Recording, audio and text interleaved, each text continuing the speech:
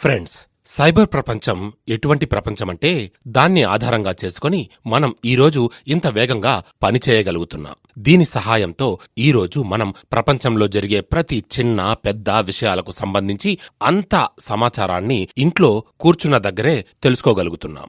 ఈ సైబర్ ప్రపంచం నేడు మన జీవితంలో ఒక భాగమైపోయింది. దీనివలన చాలా ప్రయోజనాలే ఉన్నాయి. కాని ఒకవేళ మీ జీవితం యొక్క ఈ దారం వేరొకరి చేతుల్లోకి వెళ్ళిపోతే ఏమవుతుంది?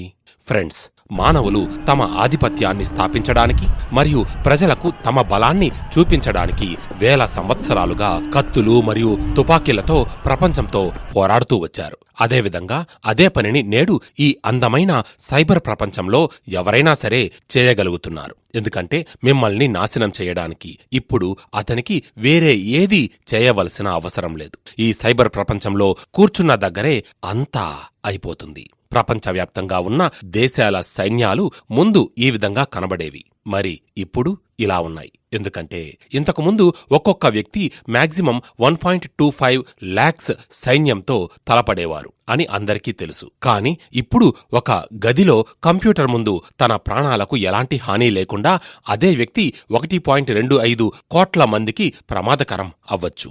ఈ కారణంగానే ఇప్పుడు అన్ని దేశాలు సైబర్ ఆర్మీ మీద దృష్టి పెట్టడం ప్రారంభించాయి. ఇప్పుడు నేను మీకు ఇంటర్నెట్ మొత్తాన్ని కంట్రోల్ చేసే మరియు నాశనం చేసే శక్తి ఉన్న 5 పెద్ద సైబర్ ఆర్మీస్ గూర్చి చెప్పబోతున్నాను. అందుకే ప్రశాంతంగా కూర్చుని ఈ అంశాన్ని ఓసారి గమనించండి. Top 5 cyber armies. Cyber army యొక్క ఈ లిస్టులో 5వ స్థానంలో ఉన్న దేశం ఇరాన్. తెహరాన్ బ్యూరో ప్రకారం 2005లో ఏర్పడిన ఇరానియన్ సైబర్ ఆర్మీని ఇరాన్ ఇస్లామిక్ రెవల్యూషనరీ గార్డ్స్ నడిపిస్తూ వస్తున్నారు. ఇది నేరుగా అక్కడి గవర్నర్ యొక్క కంట్రోల్లో ఉంటుంది. 2009 నుండి ఇంటర్నెట్లో నిర్వహించిన అనేక దాడులకు ఈ బృందం బాధ్యత వహించింది. 2012లో China's primary search engine Baidu మరియు ట్విట్టర్కు వ్యతిరేకంగా అటాక్స్ చేయబడ్డాయి. బైడూపై అటాక్ ఫలితంగా సినో ఇరానియన్ హ్యాకర్ వార్ ప్రారంభమయ్యింది. నేటి కాలంలో వీరి దగ్గర 4వ అతిపెద్ద సైబర్ ఆర్మీ ఉందని విశ్వసిస్తున్నారు. ఈ ఆర్మీ యునైటెడ్ స్టేట్స్ మరియు గల్ఫ్ దేశాలపై సైబర్ దాడులు చేసిన కారణంగా అపఖ్యాతి పాలైంది కూడా. 2015 మార్చి 31న టర్కిష్ జనాభాలోని సగం మందికి 12 గంటల పాటు విద్యుత్ అంతరాయాన్ని ఎదుర్కోవలసి వచ్చినప్పుడు ప్రపంచానికి వారి శక్తి యొక్క అంచనా తెలిసింది. కేవలం ఇవే కాదు, 2017 జూన్లో బ్రిటిష్ పార్లమెంటుపై వరుస సైబర్ దాడులు జరిగాయి. అందులో వారు 90 ఎంపీల యొక్క ఈమెయిల్స్ ను కోల్పోవడమూ జరిగింది. ఇరాన్ ఈ అటాక్ ను ఇరాన్ న్యూక్లియర్ డీల్ బలహీనపరిచేందుకు, బ్రిటన్పై ఒత్తిడి తెచ్చేందుకు చేసిందని నిపుణులు భావిస్తున్నారు. Number 4, Israel. ఫ్రెండ్స్, ఇజ్రాయిల్ 90 లక్షల జనాభా కలిగిన ఒక చిన్న దేశం. దీని జీడీపీ సుమారు $380 బిలియన్. అయినప్పటికీ నేడు ఇజ్రాయిల్ ప్రపంచంలోనే అత్యుత్తమ సైబర్ సెక్యూరిటీ ఫోర్స్ను కలిగుందంటే ఆశ్చర్యం కలగక మానదు. ఇజ్రాయిల్ ఎప్పుడూ కూడా టెక్నాలజీలో ముందంజలో ఉండడానికి ప్రయత్నిస్తూనే ఉంటుంది. దీని కారణంగా నేడు 400కు పైగా కంపెనీలకు ఇజ్రాయిల్ ద్వారా నిధులు సమకూరుతూ ఉన్నాయి. యూనిట్ 8200 ఒక ఇలియడ్ గ్రూప్ ఎప్పుడూ శత్రు దేశాలతో చుట్టుముట్టి ఉండటం వలన అలర్ట్గా ఉంటుంది మరియు శత్రువుల యొక్క సమాచారాన్ని సేకరించి అవకాశం దొరికినప్పుడల్లా శత్రువులపై సైబర్ దాడులు నిర్వహిస్తుంది. ఈ గ్రూప్లో రిక్రూట్మెంట్ సాధారణ పద్ధతిలో జరగదు. వ్యక్తులను ఎంపిక చేయడానికి వారికి ఒక సాధారణ పద్ధతి ఉంది. మీ దగ్గర డిగ్రీ లేకపోయినా పర్వాలేదు, కేవలం మీరు ప్రాబ్లం సాల్వింగ్ స్కిల్లో నిపుణులై ఉండాలి. ఫ్రెండ్స్, ఈ గ్రూప్ మౌసా మరియు ఇజ్రాయిల్ ప్రభుత్వం వంటి రహస్య సమూహాలతో అనగా సీక్రెట్ గ్రూప్స్తో సన్నిహితంగా ఉన్నందున ఇది చాలా డెడ్లియెస్ట్ గ్రూప్ గా చెప్పొచ్చు. ఈ మధ్య వీరు తమ అతిపెద్ద శత్రువులైన ఇరాన్ యొక్క న్యూక్లియర్ ఫెసిలిటీపై సైబర్ అటాక్ చేశారు. ఈ న్యూక్లియర్ ఫెసిలిటీ అండర్ గ్రౌండ్ లో పనిచేసేది. ఇక్కడ సైబర్ అటాక్ తరువాత 1 గంట పవర్ అవుట్రేజ్ ఏర్పడింది. దీని కారణంగా ఇక్కడ ఉన్న ఇరాన్ యొక్క న్యూక్లియర్ ఎన్రిచ్మెంట్ పని మంటలు రేగడం కారణంగా సంవత్సరాల తరబడి వెనక్కి వెళ్ళింది. ఈ అటాక్ ఎంత ప్రమాదకరమైంది అంటే ఈ అటాక్ లో అక్కడ ఉన్న సైంటిస్ట్స్ పూర్తిగా గాయపడ్డారు. ఈ అటాక్ ద్వారా యూనిట్ 8200 యొక్క శక్తిని మీరు అంచనా వేయవచ్చు. ఇక నంబర్ 3, చైనా. చైనా ఎలాంటి దేశమంటే దానిని దేశమని పిలవడం తప్పవుతుంది. ఎందుకంటే చైనా తనలో తానే ఒక ప్రపంచం. చైనా యొక్క ప్రజలు బయటి ప్రపంచం నుండి ఎంత దూరంగా ఉన్నారంటే వారిలో కొంతమంది భారతదేశం అనే దేశం ఉంది అనే విషయం కూడా తెలుసుకోలేదు. అది కూడా వారి పొరుగు దేశమై ఉండి కూడా. యుఎస్ఏ యొక్క కొన్ని మీడియా సంస్థల ప్రకారం చైనా దగ్గర దాదాపు 1,00,000 హ్యాకర్స్ ఆర్మీ ఉంది. నేడు చైనా వద్ద చాలా డబ్బుంది, కానీ వెపన్ టెక్నాలజీ విషయంలో చైనా చాలా వెనకబడి ఉంది. దీని కారణంగా Chinese cyber army USA, Russia మరియు ఫ్రాన్స్ వంటి దేశాల వెపన్ టెక్నాలజీని దొంగిలించడంపై శ్రద్ధ చూపుతోంది.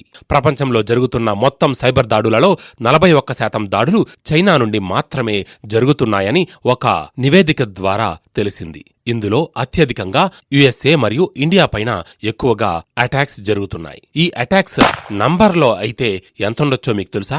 మన అందరి ఆలోచనలకు భిన్నంగా 2018లో ఒక రిపోర్ట్లో చెప్పబడిన విషయమేంటంటే, చైనా భారతదేశంపై కేవలం 4 నుంచి 5 రోజులలో 40,000కు పైగా సైబర్ దాడులకు పాల్పడింది. ఆ సంఖ్య ఎంత పెద్దదో ఇప్పుడు అర్థమైంది కదా. 2013 మేలో తమ సెక్యూరిటీ ఇంటెలిజెన్స్ యొక్క బ్లూ ప్రింట్స్ దొంగలించబడ్డాయని ఆస్ట్రేలియన్ న్యూస్లో చెప్పబడింది. 2017లో ఇస్రో పైన కూడా చైనా ఇలాంటి దాడి చేసింది. కానీ మన సెక్యూరిటీ బలంగా ఉంది కాబట్టి మనం బతికి బయటపడ్డాం. అయితే భవిష్యత్తులో కూడా ఇలాంటి దాడుల నుంచి మనల్ని మనం కాపాడుకోగలుగుతామా? మీరేమనుకుంటున్నారు? ఇండియా కూడా ఇప్పుడు ఒక సైబర్ ఆర్మీని నిర్మించుకోవాలంటారా? మీ అభిప్రాయాన్ని కామెంట్ రూపంలో తెలియజేయొచ్చు.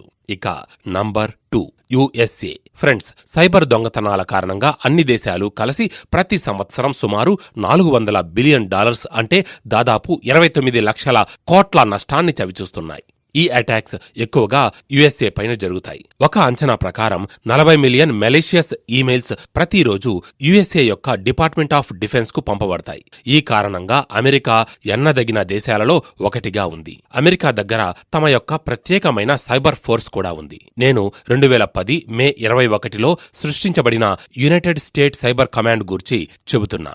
దీని యొక్క ముఖ్యమైన పనేంటంటే యుఎస్ఏను సైబర్ అటాక్స్ నుంచి ప్రొటెక్ట్ చేయడం మరియు ప్రపంచం మొత్తం మీద ఓ కన్నేసి ఉంచడం. ఈ ఫోర్స్ కారణంగానే నేడు వాళ్ళు చాలా సైబర్ అటాక్స్ ను సులభంగా ఎదుర్కోగలుగుతున్నారు.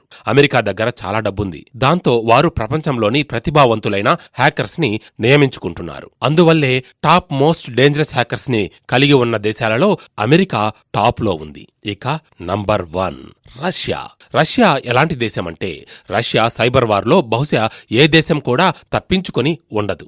రష్యన్ హ్యాకర్స్ ఎంత ప్రమాదకరమో అనే విషయాన్ని ఈ సర్వే ద్వారా అంచనా వేయవచ్చు. అందులో 2019 జూలై నుంచి 2020 జూన్ మధ్యలో మైక్రోసాఫ్ట్ తమ కస్టమర్స్ కు 13,000 హ్యాకింగ్ అలర్ట్స్ ను జారీ చేసింది. అందులో 52% అటాక్స్ కేవలం రష్యా నుంచే పర్ఫామ్ చేయబడ్డాయని మైక్రోసాఫ్ట్ క్లెయిమ్ చేసింది. ఈ హ్యాకర్స్ ఎలక్షన్ నుంచి ఒలింపిక్స్ వరకు అన్ని చోట్ల తమ చేతివాటాన్ని చూపించారు. నేడు అమెరికా ప్రెసిడెంట్ జో బైడెన్ రష్యాపై ఎందుకు దూకుడుగా వ్యవహరిస్తారు అంటే, యుఎస్ఏ ఇంటెలిజెన్స్ రిపోర్ట్ ప్రకారం జో బైడెన్ అధికారంలోకి రావాలని రష్యా కోరుకోలేదు. అందువల్ల ఆ ప్రెసిడెంట్ ఎలక్షన్స్ లో రష్యా ఎన్ని సైబర్ దాడులకు పాల్పడిందంటే, ఆ సమయంలో యుఎస్ఏకు ఎలాంటి యాక్షన్ తీసుకోవాలో కూడా అర్థం కాక తికమక పడింది. రష్యా దగ్గర ఒక హ్యూజ్ నంబర్లో హ్యాకర్స్ ఆర్మీ ఉందని భావిస్తారు. ఇది ఇతర దేశాలలో ఎలాంటి విధ్వంసాన్ని సృష్టిస్తారంటే, ఈ సైబర్ దాడులకు గురయ్యే వాళ్ళు కోట్ల డాలర్ల నష్టాన్ని చవిచూడాల్సొస్తుంది. అయితే ఈ రష్యన్ హ్యాకర్స్ నుంచి ఇప్పటి వరకు ఏ దేశం కూడా తప్పించుకోలేకపోయింది. అవి Estonia, France, Germany, Georgia, Poland, Kyrgyzstan, south Korea, Ukraine, united kingdom, united states, Venezuela, ఏ దేశమైనా కూడా కావచ్చు. ఫ్రెండ్స్, విన్నారుగా, ఇవి top 5 largest hacker armies in the world.